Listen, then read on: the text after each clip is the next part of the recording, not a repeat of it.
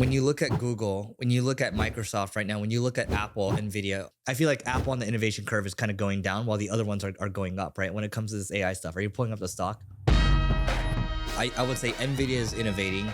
I think Google's still doing well, right? Google has its new glasses coming out. I think Meta's doing a good job with their glasses as well. I think the one that's not innovating as much, that will still continue to print cash for a while, is probably Apple. I feel like Apple on the innovation curve is kind of going down while the other ones are going up, right? When it comes to this AI stuff, are you pulling up the stock? Dude, no, check this out. I actually texted someone on this. Okay. All right.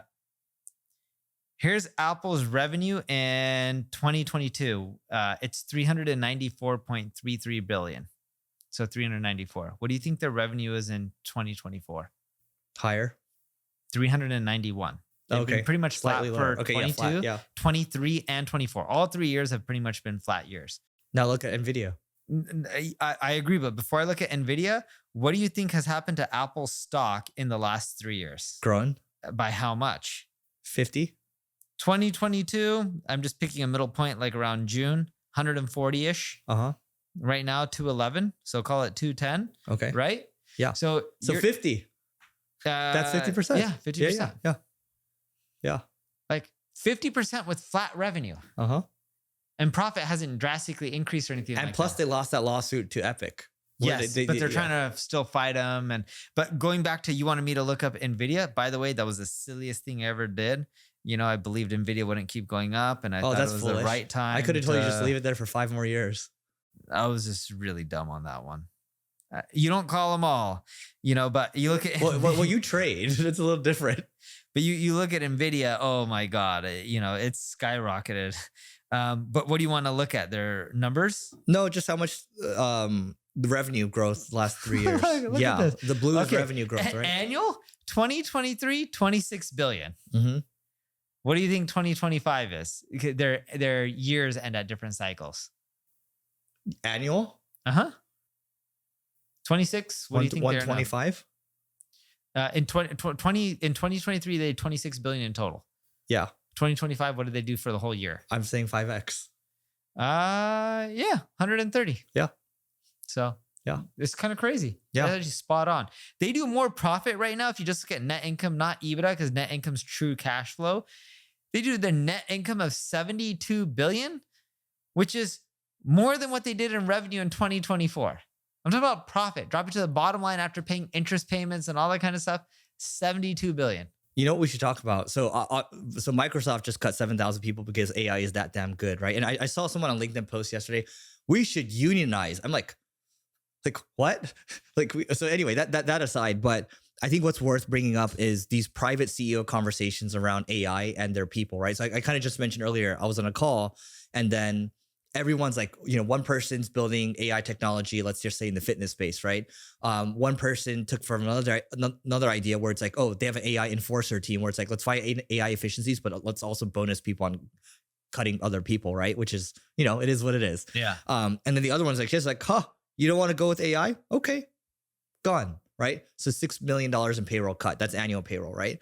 And so I think it's just, that's an example. I think it's worth us bringing up some stories, and we're not going to name names or anything, but the reality is that it's either you shape up or you ship out. Yes, but going back to the Microsoft example, when they laid people off, they typically lay off bottom performers and people from divisions that aren't making money. AI is definitely going to impact roles in corporations. That's a given. But companies at the same time tend to use whatever excuse they can to cut. And one of the most common excuses that large corporations have used over the years is bad economy. When the economy gets bad, they're like, oh, things aren't going well. We need a cut. And if you look at a lot of the big tech companies during the last few economic downturns, whether you want to call them recessions or not, but just when people are feeling the pain, they're making more revenue and more profit, and their balance sheets are massive, and they're doing stock buybacks. It's what they say to use as an excuse for it to be acceptable for them to just cut. When we talk to people behind the scenes now, I'm kind of speaking for both of us right now. I don't even know how it is for you, but it is like, let's not necessarily add more headcount. We're not looking to decrease headcount, but let's not necessarily add headcount. That's kind of the where things are right now.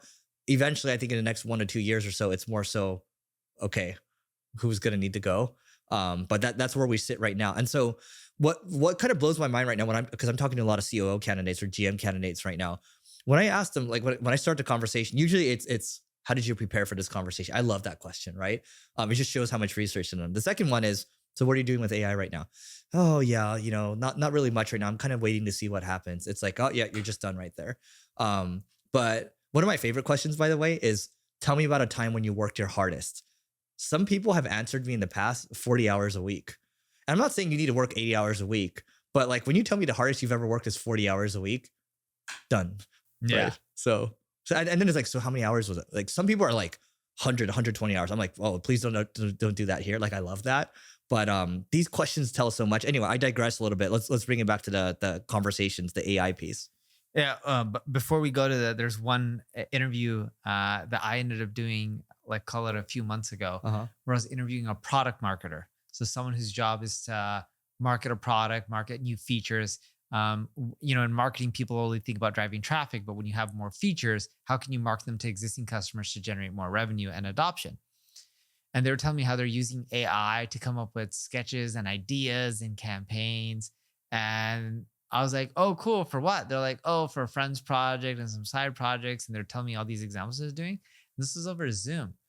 And I was like, oh, cool. Do you mind showing me some of the stuff? And I'm like, here, you can screen share. And they paused for a little bit. They couldn't end up sharing anything. They couldn't come up with an excuse. So I came up with the excuse from them, like, oh, is it sensitive data and stuff that you can't? She's like, yeah, it's sensitive. Yeah. And I'm like, yeah, that doesn't work for the stuff that you were trying and testing on your own that had nothing to do with other companies. And definitely didn't hire them. But I love actually having people show me examples when they're talking about AI and marketing. And if they can't show me examples, I don't want to hear them. I want to see them. Because then I can judge how good your prompts really are and how good you are using these what tools. Neil's actually talking about is once you start to peel the onion, 1, 2, by the third time they usually broken, right? Yes. So you're basically dressing them down, right? And just slowly. And you can tell when someone talks in very long-winded stories and whatever, I'm just like, can you just show me an example? And then it quickly falls apart. And that's when I end the interview. So now I have no qualms ending the interview very early. It's like, hey man, I just want to be very honest. Like, I think you're a great person, but this is just not the right fit here.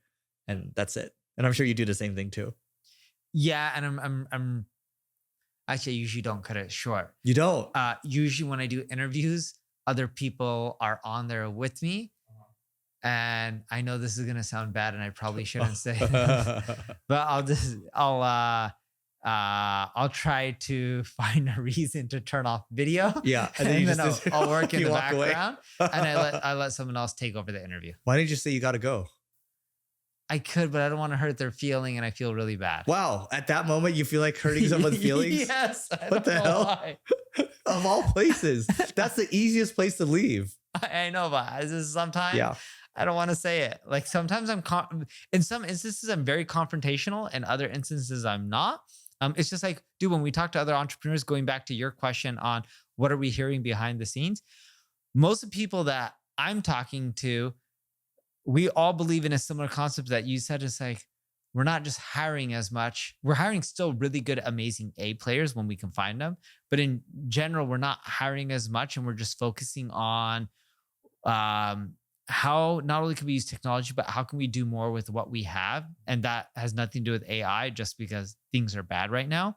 And then the second thing that we all know is when you have a decent amount of headcount, you naturally get attrition. So when people talk about how AI is going to change marketing and it can change, headcount and all this kind of stuff, you don't necessarily need a fire. People naturally leave a company no matter how good you are. You don't replace them. Yeah. And that's the example with Amazon. You look at Amazon and their fulfillment centers during COVID, they boomed and then things started slowing down because the COVID rush was over. Yeah. So like, oh, is Amazon going to lay off a lot of people? Well, in their service centers, they look at how long someone lasts in general for a job. They're like, oh, we don't really need to do anything. By this time, all these people are going to leave. We're good. And then they look at how much they would have had to pay in severance. And then they do a math calculation of what one's cheaper. Dude, speaking of AI, okay, you're going to like this. Do you have a robotic cleaner at your home? Like a Roomba? Okay, I haven't found that any that are good yet. No. See, I bought this when I was on a plane. So some guy tweeted this, right? And then this Wired reviewed it, and it's like the best robotic cleaner because it maps out your entire home. And so I went to the website, Apple Pay was there. I instantly just click Apple Pay, $1,200 robot over here. Is it really good? It's arriving in like a week or two, but like it'll tackle crumbs. It'll know not to like suck away like a dog or something. It knows to avoid like maybe poop, for example. But you can see it knows exactly what to do and it maps everything out. It's called Matic. Yeah. It knows to not get the toys? Yeah, it knows not to get the toys. It struggles with Legos though. It can do spills too? Yeah. Same thing, or you have to switch up the... Dude, I don't even have it yet. It's coming. Like just... Dude, you got to let me know if it's legit. I'll let you know. This is the first time I've ever gotten something because I've never trusted like a Roomba or anything else. Like my friends love their Roombas and all that. But this is the first time in my life I'm like, saw the Wired interview. Someone tweeted it, saw the Wired interview, instantly bought. And this is why you never know how attribution works. Because I saw a tweet and I went to Wired. How do you know where I bought from? If you told me it was amazing right now, I would have just bought it. If you said it does exactly. So attribution, it's so hard to get down. It's so hard. Yeah. So because I'm OCD, I have a cleaner 7 days a week. That's why I'm saying this would be perfect. Like you would buy like 3 of these. My house isn't that big, but my new one. Your new one, you're gonna buy 3 of them. Yeah. Anyway, it's called the Matic, guys. I'm not affiliated at all. But this is interesting because Wade Foster of Zapier, he said that the real use case for AI is not replacing jobs. It goes back to what I was saying earlier about new work. So he said this. He said a common refrain is that AI will replace human jobs. I think this is a misnomer based on what we've seen at Zapier. While some AI use cases replace human tasks, far more AI use cases are doing things humans couldn't or wouldn't do because of cost, tediousness, or time constraints. So he's like, I'm bullish on innovation in a whole host of areas that would have been considered niche in the past. I'll give you one example here. So I think a week ago I told you, we have this thing where like Noah might say, okay, here are the top 3 things I got done yesterday. Here's the number 1 thing I got done. So we have a coach in there that's actively checking like how you're doing, right? And the thing is this, after a week of having this in there where it's like, oh, Neil, your number 1 task isn't that high leverage. Like, here's what you should do instead. And it actually looks at the last 30 days and it keeps coaching you. If you keep making the same mistake, it'll call you out in public. And then it'll do like a leaderboard at the end, like who's been consistent with it, who's scoring the highest and who needs like the most help. And so that becomes a performance conversation, by the way, if you're not performing that well. A week later, everyone's stuff has gotten so much better. It's like all high leverage stuff because you want your people working on high leverage stuff. And I'm like, I couldn't have done that before because you would have had someone like you or me needed to enforce and check. Like nobody has time for that. But now the AI does. And then I used the prompt I gave you earlier. I just kept refining the prompt. It's getting better and better. It's kind of similar to something that I do manually in marketing. So what I like doing is you take our marketing team. I ask them, what do you work on? Just in general, what do you work on that helps us improve our goals of more leads, more revenue, more upsells, lower retention? Mm-hmm. And they create a list and they send it to me. Separately, I ask the manager to create a list and I say, you have all these people that work for you. What are they doing to help really improve our business? And then you can see where there's a disconnect. Yeah. And then you start digging in where there is a disconnect because that usually tells you there's something wrong with either your manager or the people in that role. If you trust the manager, there's usually something wrong within those roles. Yeah. Then you dig in with the people that there's a disconnect. The manager stuff should align with the people. Yeah. When it doesn't, there's something wrong and you need to dig in because there's you either need to fix what they're doing. Yeah. Or train them better. Yeah. Which I would put those at the same thing. Or if you can't, just replace. Or eliminate. It's usually one of those 3 things. Dude, this is awesome. Okay, get this. So you take your voice in 11 Labs, you use something like a Lindy or an N8N, and then what it'll do at the end of every week, let's say it calls me, hey, Eric, what are the things that you're doing that are leading to help with marketing? It calls both the manager and that person, and it fills it out in a spreadsheet. And then you use whatever model to just detect if it's actually high leverage and if they're aligned or not. And then you get a report on Sunday or something like that. Yeah. And then it becomes much more automated, right? That's true. Yeah. So I like it. This is a form of new work. Yeah. That you're probably doing this sporadically, but imagine now it's on every single time. And I'm not saying you and I should be taskmasters or whatever, but at the end of the day, we care the most. Yes. And I'm not trying to do this because I want to fire people. I'm trying to do this to figure out if they're micromanage or control them. Like nobody wants to do that. No. And I just want to make sure people are working on stuff that helps the business grow. If not, cool. I'll help you. You were hired for a reason. I'll help you shift your priorities so then that way you're more beneficial to the company. And if you're more beneficial to the company, you're likely to do better. You're likely to get more raises and promotions. It creates a win-win, and people want to be valuable. That's a great idea. I'm actually going to try that because Lindy has a phone call thing and you can use your voice. Like, so it stole Elon's voice, and it was like one of the things is like, what are the 5 things you accomplished this week? So it just calls everyone. You can call the entire company doing that. Really? Yeah. That's pretty cool. I don't know what kind of issues I'm going to have legally from that. You try it on your exec team first. My exec team, I don't even have to worry your exec about. team's too good. Yeah. You wouldn't want to do it on them. By the way, speaking of exec team, I just want to call out, I listened to this Mark Zuckerberg interview that he did with the Stripe co-founder. The Johnny Ive one was pretty good too on design, but just the management styles of Mark Zuckerberg and Jensen Huang. So Jensen Huang's like, he doesn't believe in one-on-ones. He doesn't need to do one-on-ones. He thinks best practices are a way to mediocrity. And then for Mark Zuckerberg, he doesn't believe in delegation, right? And he also doesn't really believe in one-on-ones because both these guys are executive teams are really good.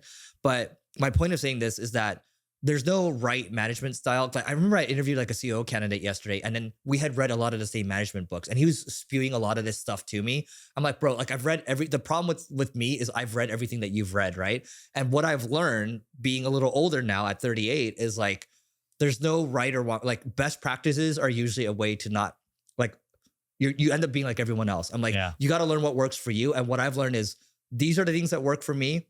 And so Jensen might criticize publicly, right? It's just, but that's what works for him. And Neil was actually ahead of the game because I would always tell him about these new books I was reading. And he's like, yeah, don't care. I'm just going to do it my way, right? And so he's, to Neil's credit, he's always done it his way. I've just learned a little later that I got to do what works for me. But you mentioned the Stripe founder. What does the Stripe founder do? So the Stripe founder was interviewing Mark Zuckerberg at their user conference. Okay. Yeah. And so Zuck's like, yeah, dude, I'm going to drop into whatever I want to drop into. And if I delegate it, that means someone else is like, no, like if everything rolls up to me as a founder, I'm going to drop into whatever I want to drop into. And that's kind of how we are now. Yeah. Yeah. You've always been like that, but this is how I am now. So dude, my favorite call with some of my executives, and we have a great relationship. So they're transferring. I'm like, oh, how's your day? How's everything? And they're honest. Like I'll tell them like, oh, it's a shit day. You know, I'm dealing with this and dealing with that. A lot of putting fires and fixing this. And some of my executive teams, I was talking to someone, they're like, oh, how's your day? They're like, dude, just sorry for getting back to you late. It's just been a shit day, a lot of problems to deal with. Yeah. Excuse my language for anyone listening. And I was like, did we lose any revenue? No, it's not that. It's just people not doing exactly what we want. The client wanted this, they did that, but they could have done A, B, or B, C, and D that would have produced even better results. And it doesn't matter that the client didn't know and didn't request it. We should be going above and beyond for our customers to get a better experience. That is how you grow an agency. Because he's like, you do better than what they expect, you will then get more referrals. And he's like, I'm going to fix this if I have to fly. And I'm like, dude, you're having a baby soon. You know, I'm like, you don't need to fly. And I'm like, anything you need me to worry about? He's like, nope. He's like, move on. I was like, cool. Don't need to hear the rest. I know you'll take care of it. And typically, if they weren't having a baby, I wouldn't have asked the details. I would have been like, loss of any revenue? They would have said yes or no. And if they said yes, I would have dug in. If they said yes, I would have said, what can we learn from it? And how do we avoid making this mistake again and better satisfy our customers? If they said no, I would have just been like, cool, you'll deal with it. Yeah. I'm on to the next thing. Yeah. But the only reason I do that is I know they care about the company like me and they'll fix things. This is your executives. These are my executives. And even a lot of the people on our team, they really do genuinely care about the customers. Yeah. Because it's not about what are you getting paid for? It's more about what is the client expecting? How can you give them everything they're expecting and more? If you just give them what they're expecting, in my opinion, some people look at that as like, we hit the KPIs. We did amazing work. That's base level. Exactly. I look at that as average. I'm like, the client signed up for us to accomplish X. If you accomplish X, to me, that is not you did an amazing job. That means you did an average job. If you do also Y and Z, that's when you did an excellent job. We should strive for achieving X as a default, but also achieving Y at least, and maybe Z if we can pull it off. Yeah, because that's what makes us remarkable. Yes. It's not remarkable to be average. And so you want to do remarkable work, right? And then, by the way, today's remarkable is tomorrow's average. So you have to keep pushing the pace. Yes. And again, this goes back to, this is why your executive team needs to be strong, or your founder has to keep pushing. That's how you keep things remarkable. Yes. Because once you disappear, I've seen this 1,000 times. The moment I try to disappear, oh my God, everything crumbles. No, it doesn't work out. Yeah. Yeah. I don't think you've ever tried to disappear. Like, just knowing you for 14, 15 years, you've always been involved. I don't think you've really disappeared. The moments where it hasn't worked out is like when you try to launch courses and things like that, when you had somebody else doing it and you kind of expected to just grow. Yeah. I also disappear in my own company, NP Digital. And to be very specific, we have so many different divisions and regions. I disappear on certain regions and divisions because when some of them are just doing really well and growing super fast, even in bad times, and we have regions like that right now, I tend to just not meddle. And I tend to be like, look, you may be doing things differently than I would, but if you're growing 50+% year over year on a decent baseline of numbers, and your churn for your division is like 5% or something extremely low, I'm like, I don't want to meddle. You have leaders who are doing really well. And then I go and just go focus on something else that needs help. But then sometimes I had to go back to the ones that were doing really well because maybe something changed in their government or their economy or in that division where I had to go in and work on improving or fixing something. I just look at this all as spinning plates, right? So you might have a lot of spinning plates and they start to become wobbly. So the moment they start to become wobbly, that's when you get involved. Yes. That's all it is. That's it for today. Please don't forget to rate, review, subscribe, and we'll see you tomorrow.